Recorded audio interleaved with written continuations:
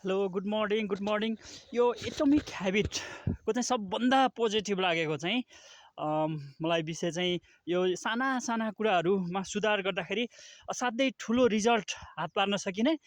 आफूले गरिरहेको काममा चाहिँ र अनि साना साना कुराहरूलाई नेग्लिजेन्स गर्दाखेरि चाहिँ इग्नोर गर्दाखेरि चाहिँ आफूले गरिरहेको काममा चाहिँ ठुलो नोक्सान हुने होइन ठुलो चाहिँ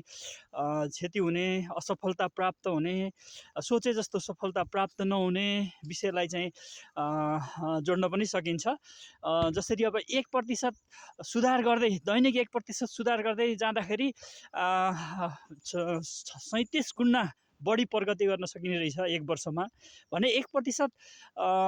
चाहिँ ऋणात्मक हुँदै गयो हाम्रो हरेक कुराहरू, चाहे त्यो सम्बन्ध होस्, चाहे त्यो आर्थिक विषय होस्, चाहे व्यवसाय होस्, सबै कुरा चाहिँ दैनिक 1% हामीले हाम्रा सम्बन्धहरूलाई चाहिँ बिगार्दै गयौँ भनेदेखि 1 वर्षमा झन्डै झन्डै हाम्रो सम्बन्ध चाहिँ जिरोमा पुग्छ भन्ने पनि अर्थ लगाउन सकिन्छ यसलाई चाहिँ। अब त्यस कारणले गर्दाखेरि यो एटोमिक ह्याबिटको चाहिँ 1% वाला चाहिँ जुन प्याराग्राफ छ, जुन चाहिँ पोइन्ट छ, त्यो चाहिँ त्यसले मलाई चाहिँ धेरै हिट गरिरहेछ।